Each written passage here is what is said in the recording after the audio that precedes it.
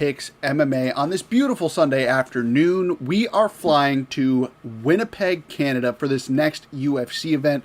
Super excited for this one. Got some interesting matchups on this card. A lot to break down, a lot to go over. As always, this is my early picks video before any real film study, before any statistical analysis that I look at.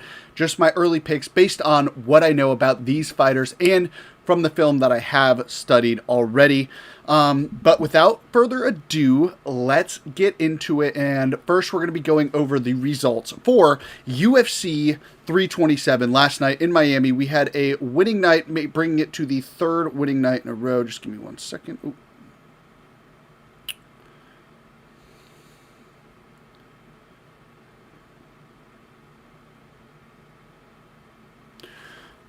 All right, results for UFC 327 in Miami were somewhat decent. You know, it could have been better. We were positive 0.35 units. I want to say it's almost just a break-even night, but technically we are on a 3-event win streak, given that we did profit a little bit here. Let's talk about it. Hokit money line at plus 110 was a great bet. Was a great fight too. You know, it was a very close fight. You know, he looked maybe a little bit more like the favorite there. Obviously, he did lose round one, but did you guys think that he was like memeing Curtis Blades out there? To be honest, I thought he was like going out there, and the whole time, like, he was just like straight up memeing this guy. Like, you'd see, hold on, give me a second.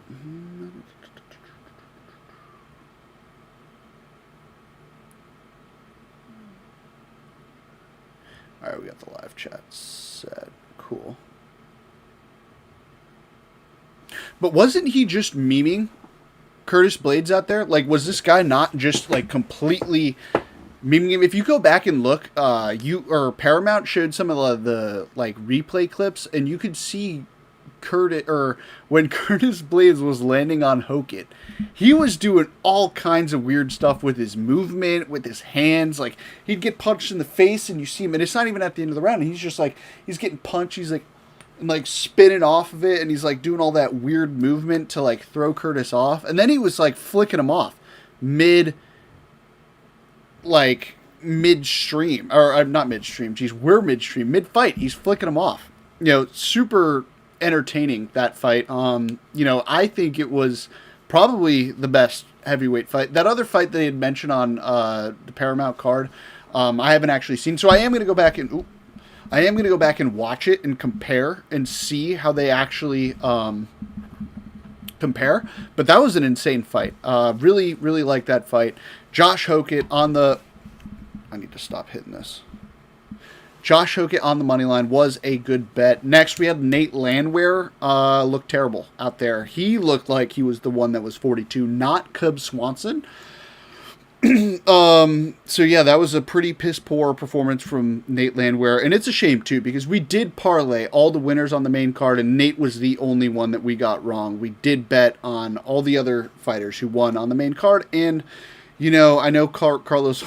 We'll get into that in a second, but Carlos Olberg was kind of a fluke, but still, you know, Nate dropping the ball, sold the parlay, but you know, it is what it is. We move on. Carlos Olberg money line at plus 100 was absolutely hilarious. Like, how did Jiri not knock him out? Like, he went out there with one ACL. Most people go out there with two ACLs. He went out there with one ACL and knocked out Jiri Prochazka. Absolutely pathetic performance from Jiri. He went to go hold his hand instead of trying to find the finish. And he was kicking the wrong leg, too. Like, he kept kicking Carlos's leg. He was kicking the wrong leg. Like, he kicked the wrong leg. He didn't do anything. He went to hold his hand. And like he said, he showed him mercy, which, why are you doing that? Like, the fight was presented to him on a silver platter. Why are we doing that? That was absolutely ridiculous.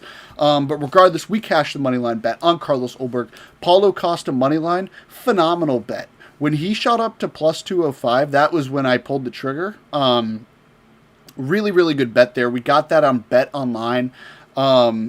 Yeah, like he dominated almost the whole fight. I know round 2 was a little bit close. I think Paulo did kind of edge out that round, especially towards the end.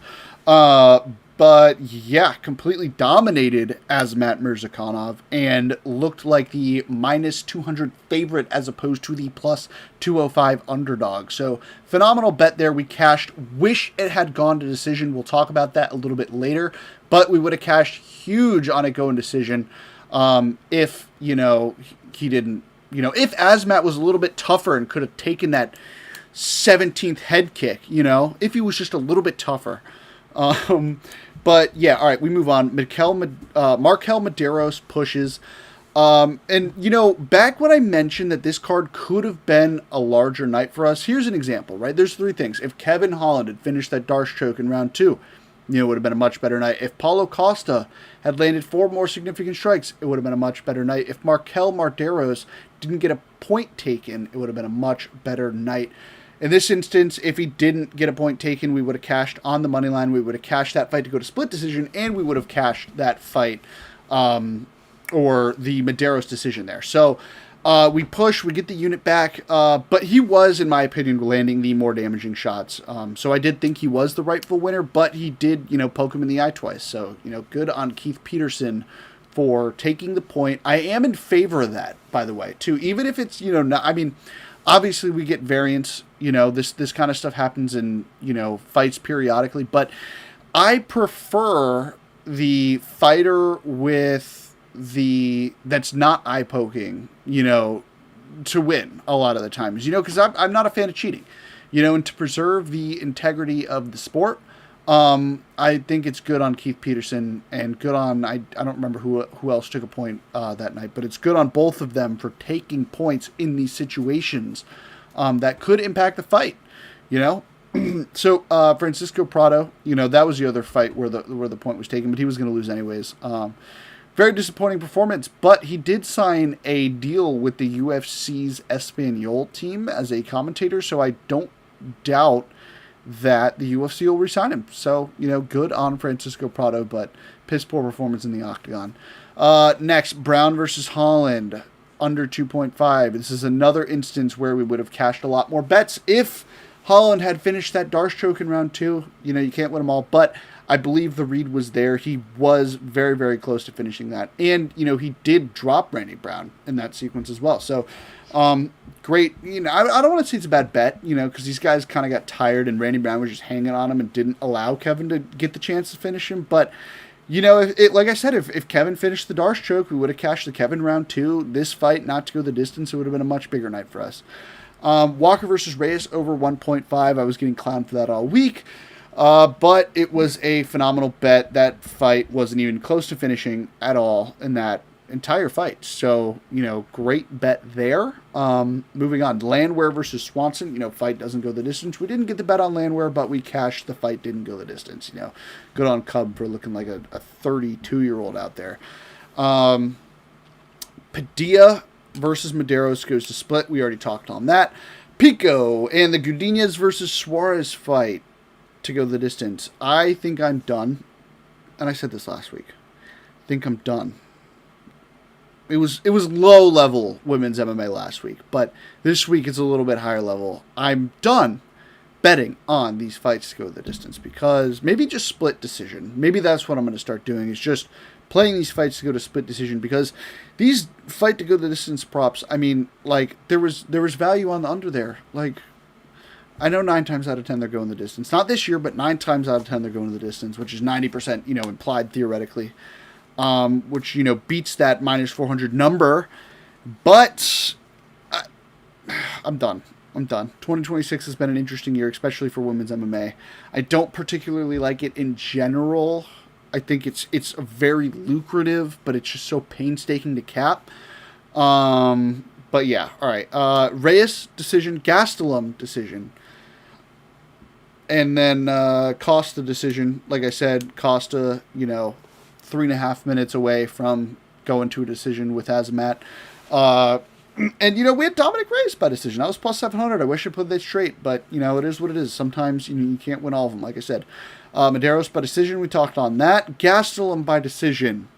That ties in really well with the bet that we cashed The Luke A round 1 sub at plus 3,000. What an incredible wager that we cashed.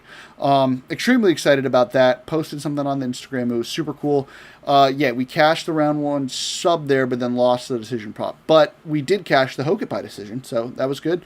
Landwehr inside the distance only. Like I said, he got knocked out. Gamrot by decision. My initial lean for this fight was that Gamrot was going to go out there and completely dominate him, and I was going to play the money line. Back when Gamrot was sitting at minus 160, there were a few times last week where you could have gotten Gamrot at minus 160, and I wish I did. But instead I opted for the decision just because I didn't think he was going to be able to finish anybody. The ref kind of interfered a little bit early there. I'm not sure how much that actually impacted the fight, but it, could have. But like I said, I wish I played the money line. If the fight did go to round 3, I feel like we would have called it perfectly, because Gamrot would have known he was up 2 rounds. He could have taken it easy in round 3. He could have just said, like, I'm gonna jab and point fight from the outside in round 3. And, Esteban could have won that fight, and we could have called it perfectly. We could have called Gamrot by decision, Ribovics, winning round 3, and the Ribovics inside the distance only had Gamrot not gotten that sub. But, like I said, it is what it is. Pico by KO, I don't know how Pitbull was eating those shots. Jeez, he must have been working out his neck. But, you hear stuff about that. And you never know if it's true. But, my goodness, Pitbull was eating the shots of Pico, and it was, not pretty. I don't understand how that judge gave a round to Pitbull. Like, what round did he win? I was confused. I'm going to go back on Twitter and see, like, what round the judge gave him. I think it was probably round 1. But, yeah, he didn't win any rounds. That was terrible. Costa, round 3 scorecard or finish. Yeah, he won in round 3, so we cashed that. Costa by decision, like I said. He could have won round 3 and then gone to a decision, like it looked like, but Azmat gave up. And then Costa, more significant strikes. He had way more. So that was a great bet at minus 138. Holland, round 2, round 3 finish was the free bet I gave to everybody this week in the Telegram and on Instagram. But unfortunately, Kevin Holland couldn't finish the Darce. Like he said, I don't know if it was something on him or Randy Brown, maybe just having elite submission defense, but we did not cash. Almost was still a good look. I was still confident in the read there. And we move on. We move on to the Olberg plays. Olberg by decision. Like I said, he blew out his ACL in round 1, but still managed to knock out Jiri, which in my opinion was absolutely hilarious. How do you lose to a guy with 1 ACL by knockout? Like, this guy full on landed a left hook clean, and you were dropped and absolutely annihilated on the ground. Knocked out cold. I don't know who's saying that was a bad stoppage, but he was literally unconscious on the canvas against a guy who only had 1 ACL. He had 1 ACL, Carlos Holberg, 1 ACL. Absolutely unacceptable performance from Jiri Prochazka. Match him up with somebody some bum. Let him get his lick back. But yeah, terrible performance from Jiri. Really disappointed in the fact that he couldn't finish a guy with 1 ACL. Super pathetic. Not a good look. He lost so much aura there. He lost so much aura by losing to a guy with literally 1 ACL. How do you do that? How do you get knocked out cold, unconscious? I get maybe a TKO, maybe, not even really, but unconscious by a guy with 1 ACL is absolutely hilarious. So Jiri deserved it, for trying to hold his hand. Moving on to UFC Winnipeg, where we are going to be giving out every single pick, every single angle where I think there could be value. Granted, this is early. I haven't done full tape study and stat analysis for this yet. But we'll be giving out angles. We'll be giving out picks. If you guys are interested in all my free bets, join the Telegram. Gonna be in the bio, link in the bio. If you guys are joining, or if you guys are interested in tailing all of the bets that I have for UFC Winnipeg. Not the picks. This is the picks video. If you guys are interested in all the bets, link in the bio. We have a 7-day free trial on the Winible right now. You'll be able to tail all of my bets for UFC Winnipeg. Going to be dropping the DFS early, probably on Monday or Tuesday, depending on when they drop the lines on Underdog. And then we're going to be dropping the rest of the bets later in the week. So if that's not something you want to miss, links in the bio. We are on a 3-event winning streak. Granted, not big wins, but we're building momentum, and the reads have been there. It's only a matter of time where we absolutely kill an event, shoot up 8, 9, 10, 11, 12 units. It's going to be exciting, and I'm super excited for UFC Winnipeg. I think there's going to be tons of value on the money lines and on the prop bets in this card. So without further ado, let's get into it. We got Jamie, the Gremlin, Siraj, taking on John Yanni. I don't know exactly how to say it. He's a Texas guy. He doesn't train out of 4-ounce Fight Club, but he is from Texas. Jamie Siraj, 14-3-0, 31 years old, 150 pounds with a standing 5'8", with a, I want to say his reach is like, he's got a short reach. I did do a little bit of film study on this. He did have a kind of short reach. So I want to say it's maybe 68 inches. I do think, Giannis has some kind of freaking monkey arms, and he's going to have a reach advantage here. So maybe like a 66 to 68 inch reach for Siraj. I estimate, they don't give the stat here on Topology, but 66 to 68 inch reach is my estimate. John Giannis, 145 pounds. And you know what's weird? Tapology has this bout being held at 145 pounds, but UFC Stats says it's at bantamweight. I'm curious to see what weight class this fight's at. I'm guessing it's 145 because UFC Stats makes a ton of mistakes all the time. I'm guessing it's going to be 145, but I'm curious to see. I'm sure we'll get more information on that later in the week, or we could just take what Topology says. But yeah, 145 pounds, 5'7" with a 70-inch reach. I do think he's going to have the reach advantage here.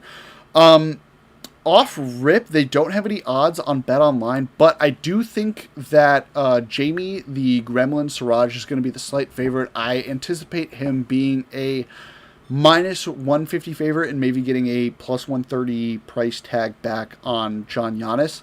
And I kind of agree with that. Obviously that's kind of where my odds are at, but Jamie Siraj, I think, there could be some value there up into minus 200. Like I said, I did do some film. I'm going to watch 2 or 3 more fights for each, or 1 or 2 more fights for each of these guys. I've watched 2 to 3 fights for each of them. And Jamie's going to be a guy that's going to look to grapple. John Giannis is strictly a boxer. He does have some really nice low kicks and some nice head kicks that he mixes in. So maybe he's got a kickboxing style, but I think his base is boxing. Like I said, he's got some really good fundamental boxing, a really good left hook, a really good right hook, and a really good overhand left. Jamie Siraj is a dog, though. This guy gets caught. It's really funny. In like 3 of this guy's fights, the same sequence happens. Like, he ends up on bottom, right? He goes for a body trip takedown, ends up on bottom, and then throws up a sub to get back up to his feet. And then when he does eventually get on top, whether it's a body trip takedown, body lock takedown, or I really didn't see him shoot any single legs, but whether it's a body lock or body trip takedown, he gets mounts in a lot of these fights. Like, he almost gets submitted. He gets caught in these really deep sub attempts in round 1, like deep guillotines, I think it was an arm triangle.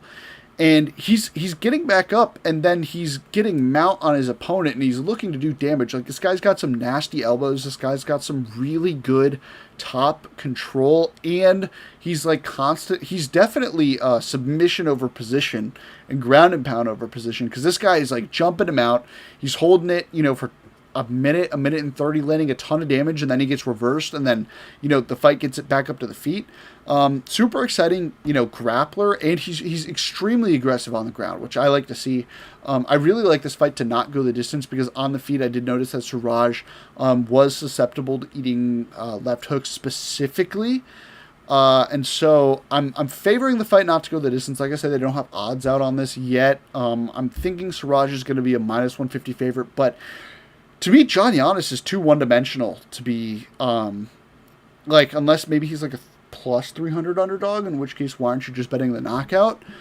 Outside of a knockout, I think Siraj, gets it. And Siraj, I was listening on the commentary, and I'm going to do more research into all this later in the week, but he's gone through something. It was drug addiction or like something like that, where he had some extreme hardship in his life, and that does reflect in his fight style. This guy's extremely resilient in these deep submission attempts, and it, like, the dog in him is something I appreciate. I'm leaning, towards maybe a money line play, if, they give us a good number, but I'm thinking maybe he could be lined within the minus 150 to 170 range. I'm thinking he looks more like minus 200, and I like the fight doesn't go to the distance even more, just because of how aggressive both these guys are. Specifically John Giannis with the head kicks and the left hooks. But moving on, sorry, that was a pretty in-depth breakdown for a fight that's supposed to be an early pick video. Jeez, we're 20 minutes in. It's supposed to be like a 35-minute video, so we might have to speed run this. Come on. Burns versus Mallet. All right, cool. Moving on. John Castaneda versus Mark Vologdin. I'm actually extremely excited for this fight. I'm a big Mark Vologdin fan. They argue that the Mark Vologdin fight could have been not only the greatest fight of all time, but definitely the greatest fight on Contender Series history, against that guy like Angel, I don't know, maybe it's not Angel, it's Santiago something Luna. But if you have not seen that fight, Mark Vologdin's Contender Series fight, absolute banger, definitely top 10 fights, that I've seen of all time.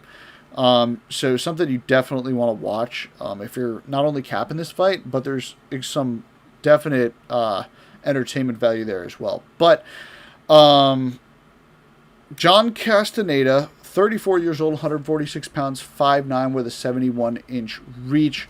Mark Vologdin, the younger fighter, and 28 years old, 136 pounds, 5'3", with a 65-inch reach.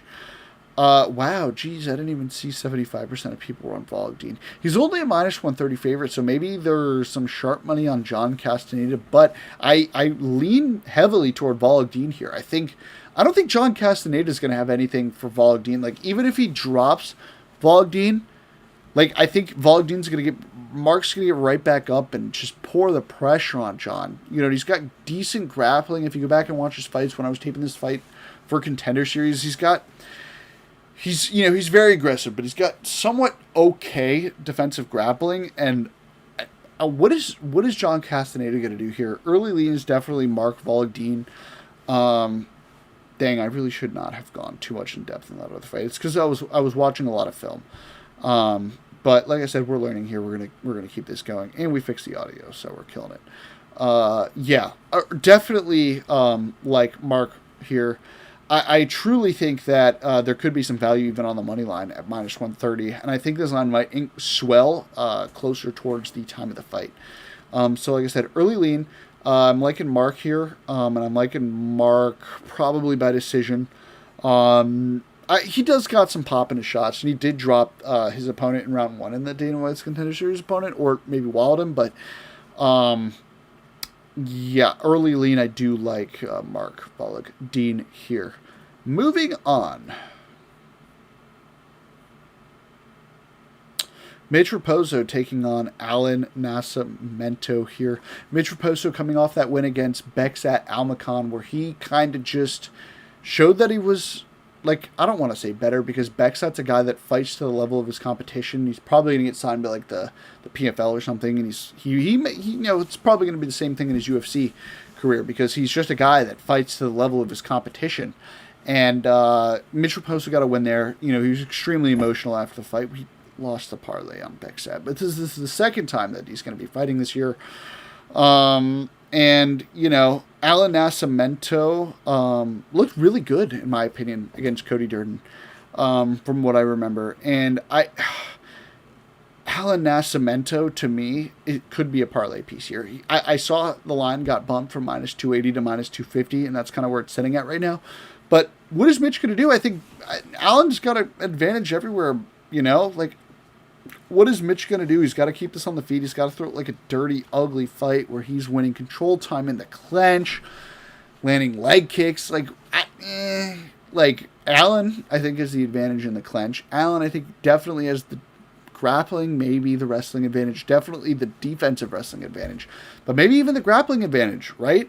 I just struggle to see. I struggle to see how anybody can be betting Mitch here, just because of his performance last. I think that's where there's some recency bias, right? I think Alan Nascimento would really be minus 300, minus 325 against Mitch if Mitch had lost to Bexat. But granted, he wouldn't be in the UFC if he had lost to Bexat. I don't know if they re-signed him or maybe he had one fight left on his contract, but give me Allen here. Give me Allen by decision or late sub. I think he's going to be better everywhere. Moving on, J.J. Aldrich versus Jamie Lynn Horth. There's 3 girl fights on this card. I want to say all 3 of the girls are Canadian. I know Jasmine and Jamie Lynn are. But give me Jamie Lynn here. I don't know. I haven't capped this fight too much yet. I don't know too much about either of these girls, but give me Jamie. She's the Canadian. Moving on, Melissa Croden versus Daria. Melissa Croden is. We've cashed on round 3 Melissa Croden props before. Melissa, I like Melissa here. I think she's just better than Daria. Overall, everywhere. I think she's better. Next, Tanner Bosner versus Gawkram. All right, so Tanner's a guy that the UFC, I think, cut. And then they re-signed for this card because he went and won a fight over in like the UAE promotion, won a fight there, and now he's getting re-signed by the UFC.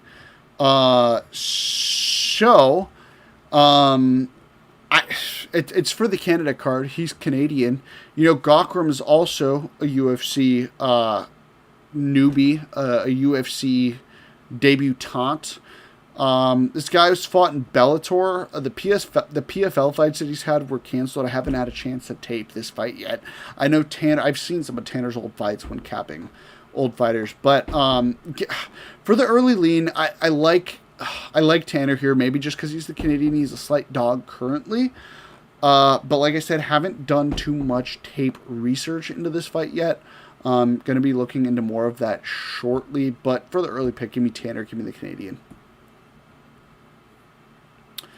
Next, Robert Valentin versus Julian LeBlanc. This is a fight that I've started to look at, and I really liked Robert Valentin as an underdog. Earlier yesterday when I was looking at this, he was a plus 105 underdog. Wish I had jumped in because after more film study, Julian LeBlanc is a guy that starts slow. Starts really slow, right? A lot of this time, this guy's getting bailed out in fights. He's eating something that I noticed, he's eating so many minutes. He's losing so many minutes on the cage, in the clinch. And Robert Valentin could absolutely capitalize here. I know that doesn't sound like an exciting fight, but I also think that Valentin could get this down to the mat, where Robin Valentin has only one submission loss and is a very dominant submission grappler. 40% of each of LeBlanc's wins are by KO and submission. And this, like I said, this guy's a slow starter, so he does have a lot of late finishes, but I really heavily lean towards Robert here. Like I said, he's got the UFC experience. He's 0-3 in the UFC, but granted, given he got caught in a terrible crucifix position against Loader. Atiba, he was going to get knocked out. He showed terrible fight IQ in that situation. I'm going to watch that again and just, I don't want to say hope, but kind of maybe rule out the possibility that he doesn't show bad fight IQ in this fight. But yet, give me Robert Valentin for the early pick here. I don't think Julian LeBlanc, he's a really good kickboxer. I will say that. He's got a nasty knee that he ended the fight with against Darian Meeks. A Jackson Wink guy that went 0-3 in the UFC. He had a really devastating knee that he landed, and he cut him right here below the eye and right above the eyebrow. And I don't want to say he fractured his orbital, but he very well could have. You can go back and research that. Don't quote me on that. But in my opinion, that was one of those knees that like cracked your skull, because like he was cut nasty here. He was cut nasty here, and the doctor stopped it. And like LeBlanc had probably landed only 20 strikes that entire fight. That was the end of round 3 when he landed that knee. And outside of that, like he looked terrible. He ate so many minutes on the cage, and it just wasn't a good look, especially on a guy that I think Robert's going to size up well against him. LeBlanc's a little pudgy. I think Valentin's like absolutely freaking shredded. He is coming off a back injury though, so going to do some more Instagram research, going to see maybe how he's healing, what he's been doing in the gym. But early lean, gotta be Robert Valentin here. Could be some value even at that minus 120 price tag that he's at currently. Moving on, we've got Dennis Bazooka versus Mauricio Barbosa. Mauricio was supposed to fight a few weeks ago. Dennis has not fought in a while. I know he's been kind of waiting for a fight based on what I've seen on his Instagram. It's somebody that I follow. Dennis, a plus 295 underdog, and I think that he might even be more of an underdog now, because Mauricio Barbosa, I want to say, is minus 450, so he might be a plus 350 underdog. But he's 28 years old, 155 pounds, 5'9", with a 70.5-inch reach. Mauricio Barbosa, 27, 145 pounds, 5'8", with a 70-inch reach. I think this fight's taking place at featherweight. I want to say it's taking place at featherweight. Yeah, confirm that for me, guys, in the comments. Confirm that this fight is taking place at featherweight. But yeah, I think Mauricio Barbosa is going to steamroll him here. He's coming off a KO win on the Contender Series. Before that, different KOs. LFA, like he's solid here. Dennis Bazooka is a guy that has been knocked out before. Jamal Emmers knocked him out. Sean Woodson, I don't remember what happened in that fight. But against Francis Marshall, he actually looked half decent. He really turned it on in rounds 2 and round 3.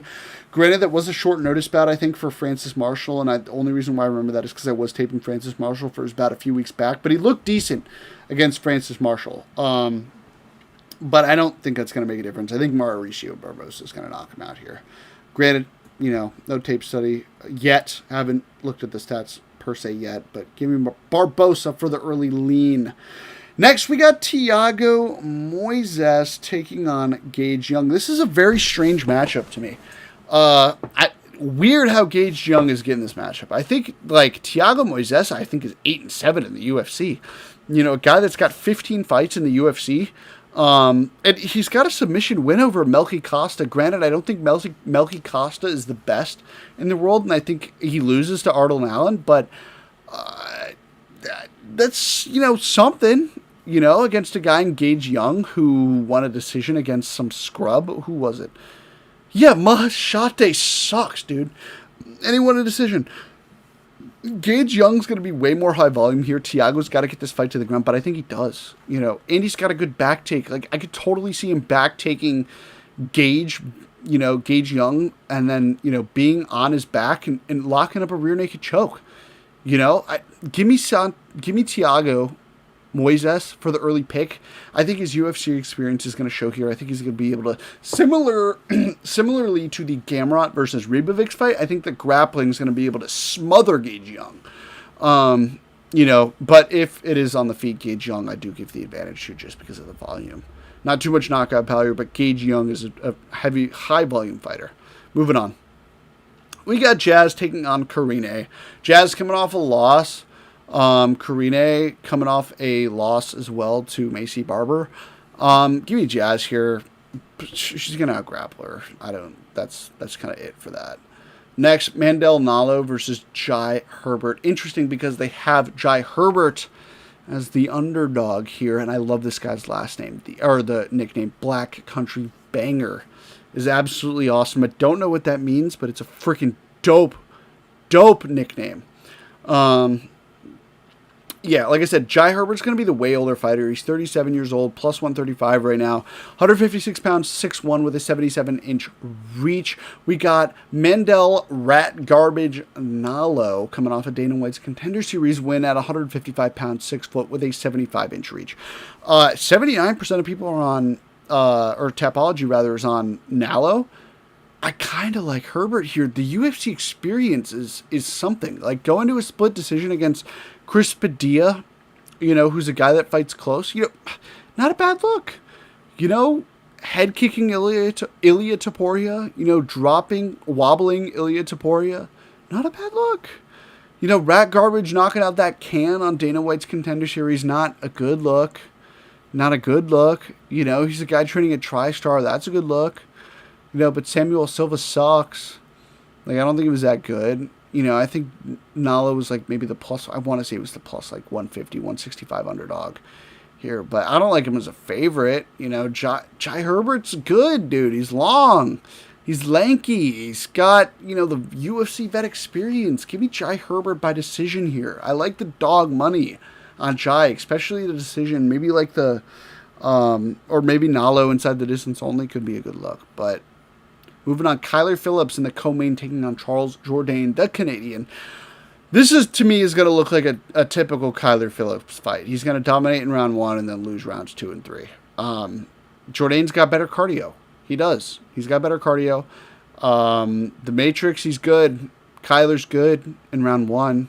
He's really good in round 1. He's a top 5 bantamweight in round 1. But after that, he falls apart. So, early pick, give me Charles Jourdain by decision. I think it's going to be like, not like the Josh Hokett fight, but he's going to win round 1 and then lose rounds 2 and round 3, coming off the loss, I think, to Vinicius Lockdog. Yeah, he looked terrible. He almost got finished in round 2.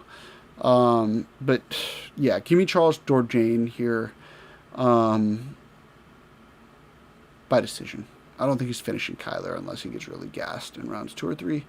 But, Kyler, historically, terrible cardio, wins round 1 99% of the time, loses round 2 and round 3 almost 100% of the time. So, give me Charles Jourdain on the basis of him winning both rounds 2 and 3. Moving on to the main event at UFC Winnipeg, Mike Malott taking on local South Florida Gilbert Durinho Burns. First thing that stood out to me here was that Mike Malott shouldn't be a minus 600 favorite. I don't care Gilbert's on a 4-fight losing streak. Dude, this is a guy that's lost to Neil Magny. This is a guy that's lost to Neil Magny, and this is a 5-round fight, and against Gilbert Burns, who's been in 5-round fights. Why is he minus 600? He's not that good. Like, he kicked Kevin Holland in the balls twice in his last fight, and then marginally beat him. What? Minus 600? Like, what finishing upside does he have here? He's not Michael Morales. He's not going to be landing those power shots like Michael did against Gilbert. He's not going to submit Gilbert Burns. How does he look in rounds 4 and 5, dude? He has to, the win condition is a round 1 knockout, in my opinion, for Mike Malott. How many times does that happen? Granted, I have to rewatch a lot of these guys' fights, but how many times does that happen? I don't think he knocks out Gilbert Burns in round 1 or 2. I don't think he beats Gilbert Burns if this fight's getting to round 3 plus. So plus 425 or whatever they had on Gilbert Burns, it got hit. It's plus 350 right now. It got hit. But what? Who's Mike Malott? He's lost to Neil Magny and beat Kevin Holland, bro. What? He beat Chuck Buffalo. What? Gilbert Burns is a guy that's going, I don't want to say life and death, but he had an incredible performance against Khamzat not even too long ago. I get he's old, but minus 600 is completely, or minus even 450 right now is completely unwarranted. I still think there's value on the Gilbert side. I'm annoyed that I didn't bet it at plus 425 or whatever he was at, but truly I think there's value on the Gilbert Burns money line. Maybe I'll be telling you something different on the live stream on Thursday, but give me Gilbert Burns buy late sub for an early pick. Might even be playing those round 4 and round 5 subs when those numbers come out. Thinking they could be close to 30, 40 to 1 if they're, 45, 50 to 1 if they're making Mike Malata minus 450 favorite. But that concludes the early picks video. Like I said, if you guys want all my free bets, all my fight breakdowns, I drop those free every week in the Telegram link in bio. If you guys want my bets for UFC Winnipeg, links in the bio. It's going to be the Winible link, 7-day free trial going on right now. Incredible deal considering we are gaining momentum and the reads have been all there. 3-event winning streak, like I said. Granted, not big wins, but building momentum. Looking forward to this card from a betting perspective and from a fan perspective.